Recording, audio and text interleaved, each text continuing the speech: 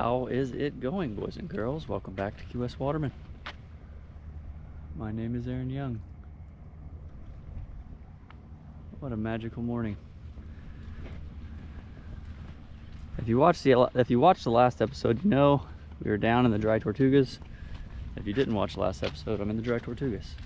My good friends James and Lisa are in town, and they wanted to come down here for a couple of days, do some photography and filming, and maybe spear a couple fish while we're here.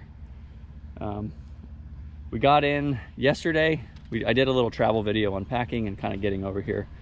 Once we got here, we set up, and I actually turned the cameras off and kind of just enjoyed the evening with them.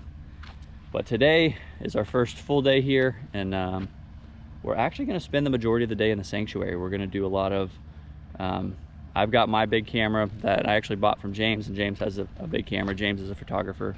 If you've been watching, you know that already. So there's an unbelievable amount of just insane coral reef and structure and fish and all kinds of really cool habitats over here. So we want to spend the day, which is not normally my thing. Normally we're all about taking fish and eating them and all that, which we're going to do some of that. But today we're going to be in the sanctuary filming and taking photos, and a little change of pace for me, which would be nice.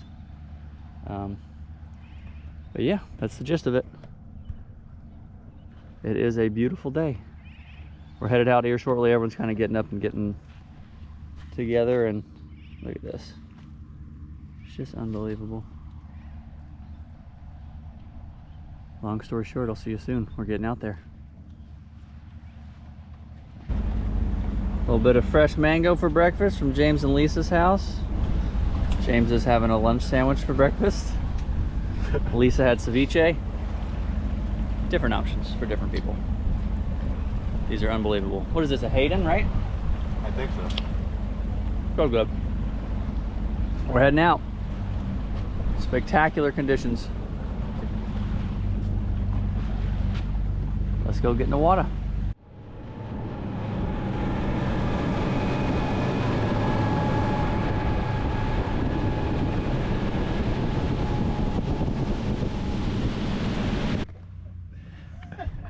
There's a lobster trap right here. I wonder if that got washed in from the hurricane. Oh yeah.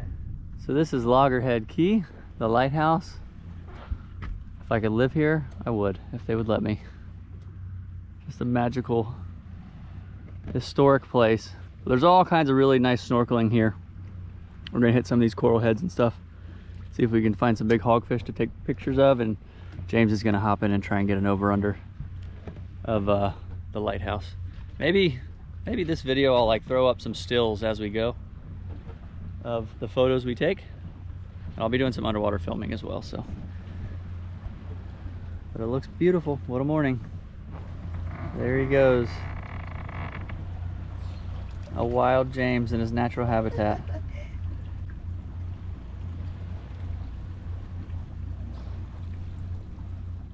So we moored up, and I jumped in the water with my camera as well. If you've been following me for any amount of time, you know I recently got a decent underwater setup, and I really wanted to tinker with it as I haven't had much time to. And it was nice having James there, being a professional, that I could kind of show him what I was doing, and he could critique me quite a bit. So I'll throw up some stills of mine, and I'll put James's next to him. A little embarrassing, but I think it's cool to see how talented he actually is. He's been a friend of mine for quite some time, and I'm happy to support him in any way that I can. He's done so much for us. He did our engagement photos. And a ton of the art that's in our house. So this is one of the photos that I took of the hogfish that we found. And this is one of James's photos, and you can see the difference between an amateur and a professional. And if by chance you're interested in having any of James's artwork in your house or maybe your office, I'm going to attach his Instagram along with an email address for contact. He's got a ton of photos on his Instagram. Go check it out, and you can order any of the prints from there. Send him an email, and he'd be happy to get you set up. So we were following these hogs around, and I was just trying to get anything in focus. Honestly, I'm still learning. This was one of mine. For being new, I was pretty thrilled with it. And then you can see side by side, this is James's. You can just see the difference in quality and focus, and truly just an unbelievable shot. So we're gonna check out the backside of Loggerhead here. But I thought some of you would find this interesting. If you've been following long enough, You know, a few years ago, Mal and I got engaged out here at the Tortugas, and there was actually a huge sandbar that went from that point, and it ran all the way somewhere around here, maybe. Well, the last hurricane that came through, I think it was Hurricane Ian, actually took it out, so it is no more. Kind of sad, but kind of cool. Probably the last ones to do that there, ever. It is now under the sea, babe. Pretty wild. Mother Nature's crazy. Well, there's another mooring over here. There's a bunch of coral heads around, so we're gonna hop in with the cameras and check it out. Let's go for a swim.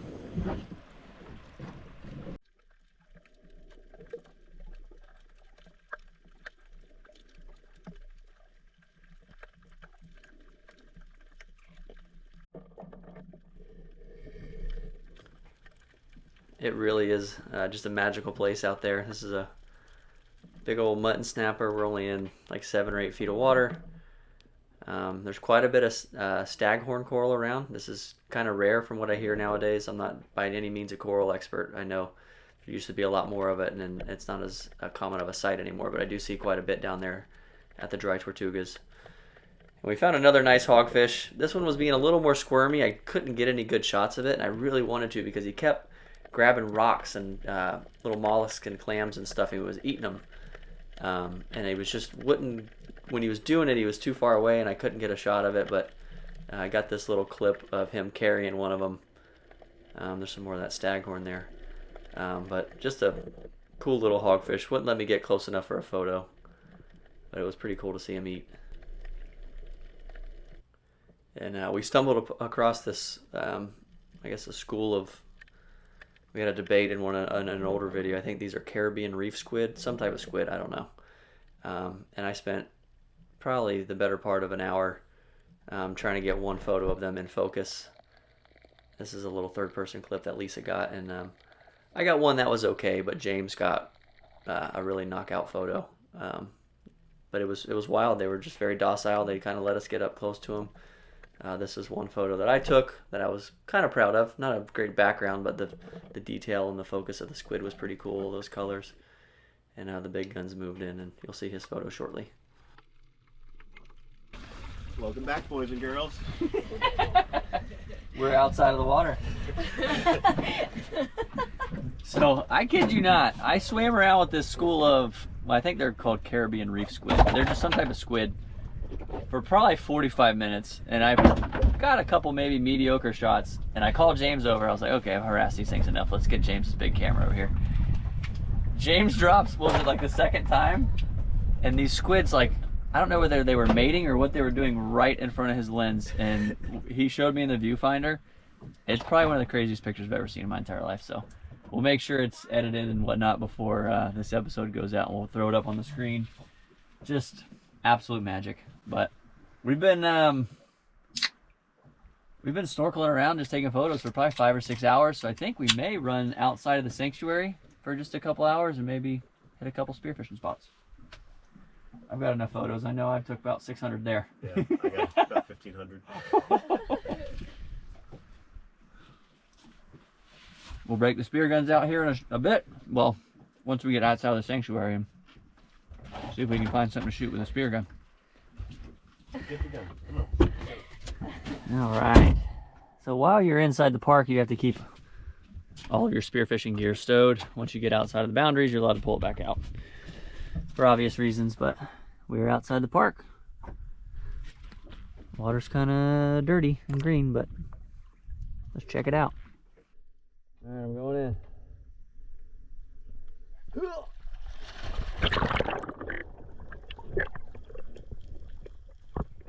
So as I said, we had our fun with the cameras.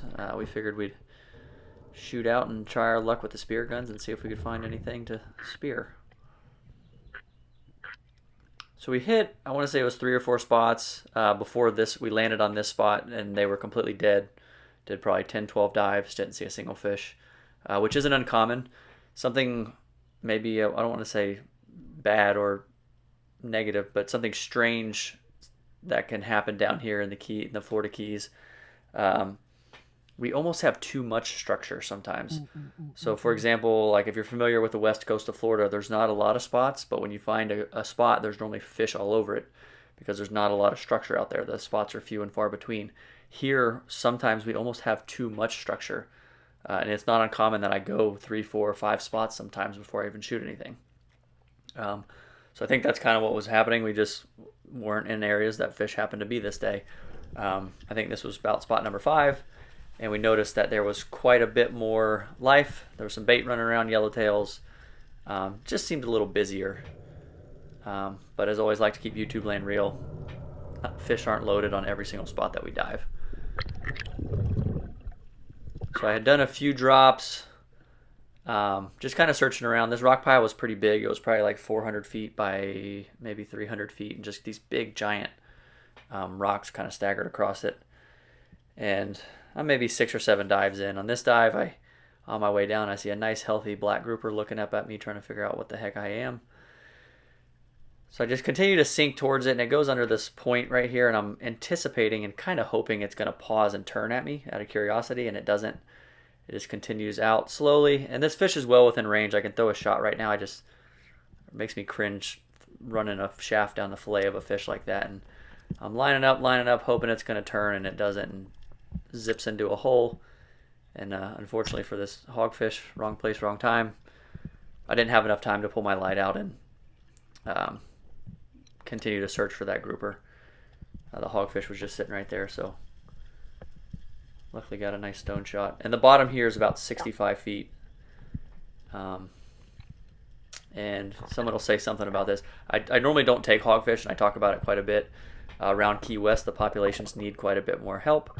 But out here where we were, the populations are quite a bit more healthy, so we don't, or I don't mind taking a few once we're this far away from Key West.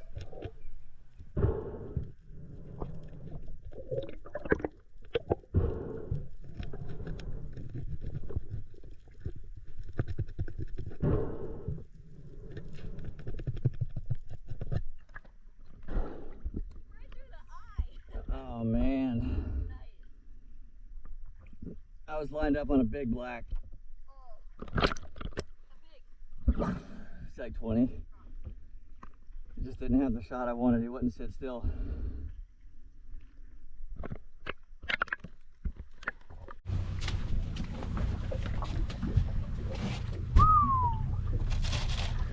Love me some hogfish. So as most of you probably know, I don't shoot a ton of hogfish around Key West. Out here at the dry Tortugas, the populations are quite a bit healthier, so I don't feel bad taking them out here. Just taking a couple. Had a really nice, well, had almost a shot on a really nice black grouper and just didn't have the shot that I wanted. So I was, with the water being dirty and the caves being that big, we're a little tired from diving for 2 days, and would have been an irresponsible shot, and the hog was a nice consolation prize. So there we are. I love it. We're gonna hit a few more spots. We ran a little bit. The water got a little better. Not as clear as it normally is out here, but just kind of poking around, see what we run into.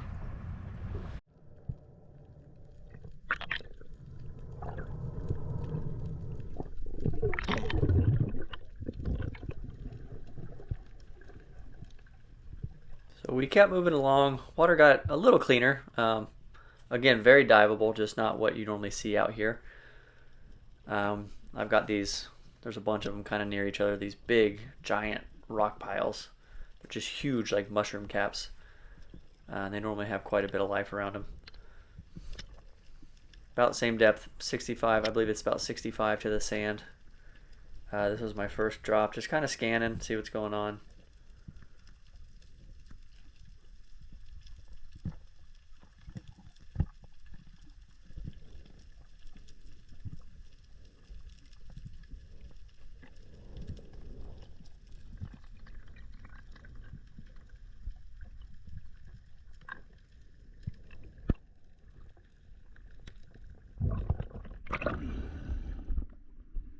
I don't know if yellowjacks interest you, but there are some bruisers down there.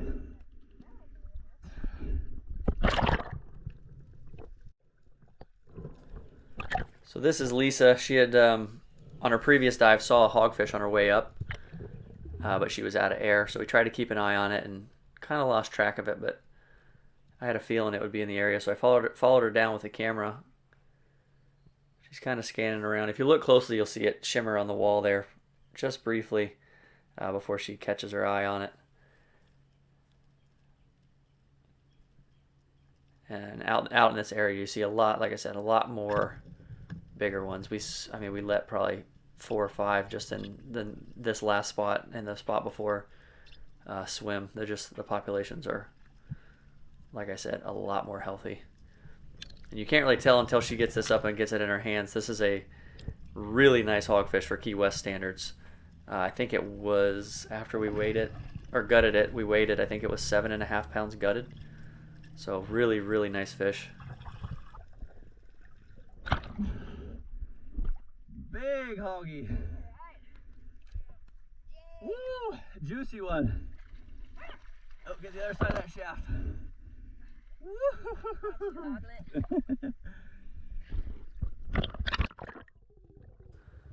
You can kind of get an idea here how big it actually is, and James hopped in with his camera and took a pretty awesome photo of Lisa. Just the colors on that thing, just unbelievable. Like I said, I'll put all James's info in the description if you ever need his services or you're looking into buying some prints. He's got all kinds of photos on his Instagram. I'll try and get an email contact for him as well if you don't have Instagram. So after all that commotion, was a few minutes. I did a drop in the same area because, as I say, action brings action. And I didn't have my camera on, and I dropped down, and off in the sand, there was a couple of groupers, but off in the sand there was and I hate throwing numbers out there, it was a very, very healthy grouper. Conservatively, probably 35, maybe 40. It was pure white, sitting over the sand, camoed out, and had that big, thick black paintbrush, and it just wouldn't give me a look. So I came back up and did a couple of drops and turned my camera on, and I could not find it for the life of me. I did probably 8 or 9 drops trying to find this fish, and it disappeared and just never showed back up. But there's another nice little black there that I was so preoccupied with trying to find the bigger fish, I just really wasn't concerned with it. But I called Lisa over and figured she could make a drop and try and put a shot in it. So she drops down and she lines up and her safety's on. So she takes another shot, and maybe, I don't know if she was a little far away or just the scenario of the safety being on just threw her off a little bit. But she hit the fish just fine in the head, really good shot, but the flopper didn't go all the way through, and I didn't realize it. So the fish ran all the way down this little sand ledge right here, and I thought it was going to be stuck, and then I looked down and I can see the fish had come out a little bit. So I grabbed the line and I started to pull it up. Or not pull it up, just stop it so it couldn't go in the ledge, and Lisa takes over and starts pulling on it. And I'll admit, I made a mistake here. I should have definitely put a second shot in this fish. The fact that the fish ran as hard as it did, I thought Lisa was shooting a double flopper. And what that means is it has 2 barbs on the spear instead of 1. I thought the second barb was lodged in the fish's head because as hard as it ran and it didn't tear out, I figured the fish was on there. And it kind of came up so fast, I just hesitated. You could see me drop towards it, and I'm like, well, the fish is so close, I'm not going to grab it. And the second she reaches for it, it pops off and swims straight back down. And just not a great scenario. Normally, I don't shoot a fish unless the person that shot I don't put a second shot unless the person that shot it asked me to. I kind of thought I needed to, but I kind of didn't. I just made a split-second decision, and it unfortunately ended up being the wrong decision. And that grouper got away.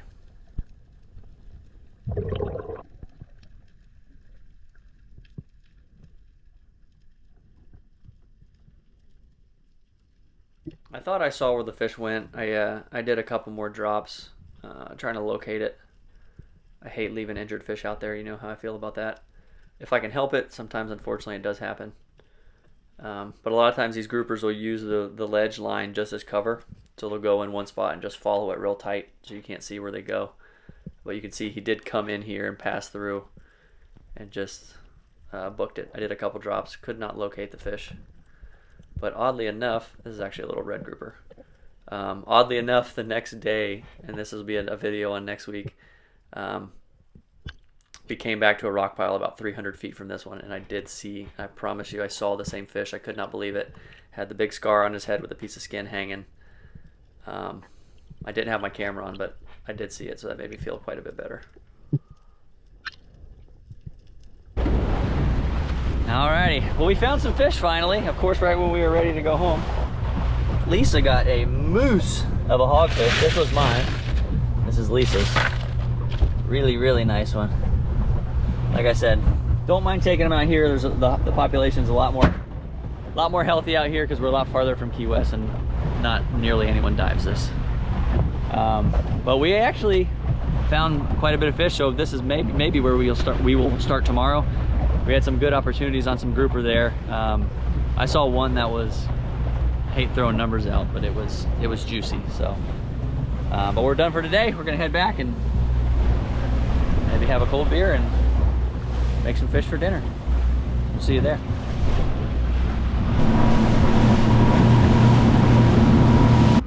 So once we get back, we kind of straighten up a little. Obviously, can't wash the boat and all that out here, but try to get some organization, put all the dive gear up. This is actually the first time I've done this, but because we have the fancy cameras with us, I filled this up with fresh water and plugged it so we can at least rinse the cameras, kind of. Don't want water sitting on the expensive stuff all night. And this is when we drink beers and hang out and talk about all the mistakes we made today. Just me.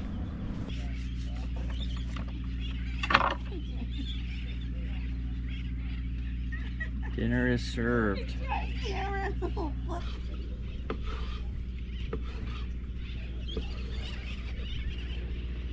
I looked for the shell and I didn't see it.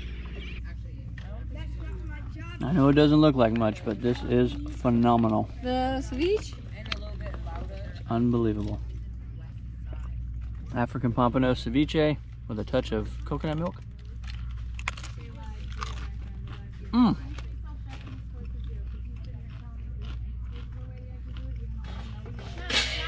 Ceviche is so refreshing. It's so good. After the boat, like it's the best.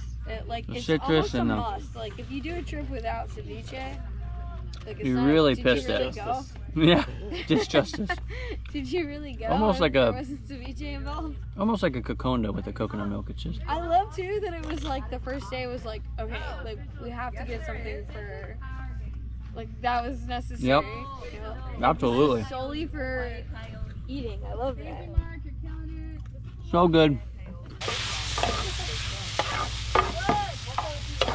A little onion, peppers, Ooh. garlic, tomato, Alright, I'm cool with that. little fajita seasoning, a little oil. That's it. That's it. Nice and simple. Simple. Aiden, that was unnecessary. I take them at 8 o'clock. Oh man. Heck yeah, brother. Stay for third session. What do you call it? Stay for fourth session. AP burrito. Fish scramble? Yeah. Probably a better name for it.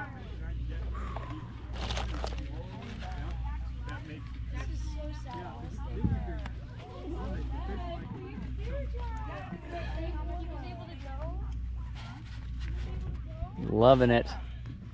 Right into the pan. Oh yeah. Approved?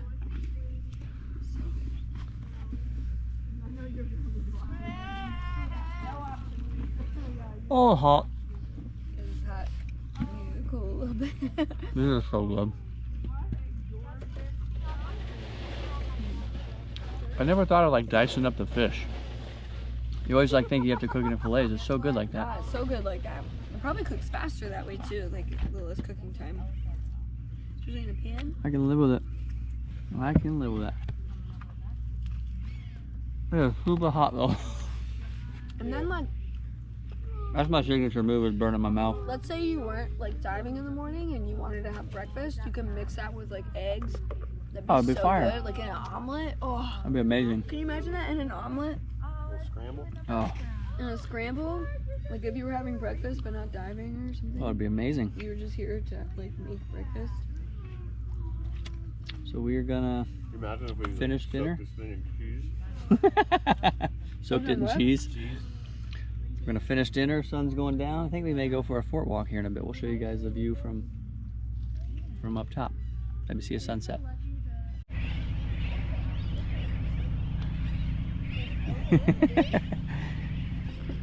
Gonna go check out sunset. Hey,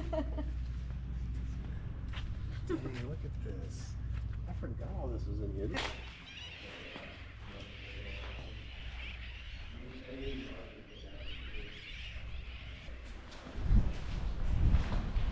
Oh, that breeze.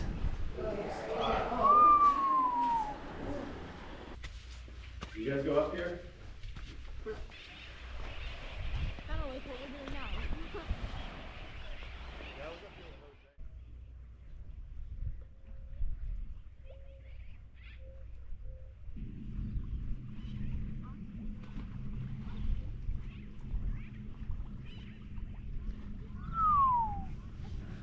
What a day. Got some good photos. Well, James got some good photos. We'll see if mine turn out or if they're in focus at all. Lisa got a giant hogfish. What a day it was. We are done here. We will see you tomorrow and next week. Our last day here, we're gonna do a majority spearing all day tomorrow, so we'll see you then. Later.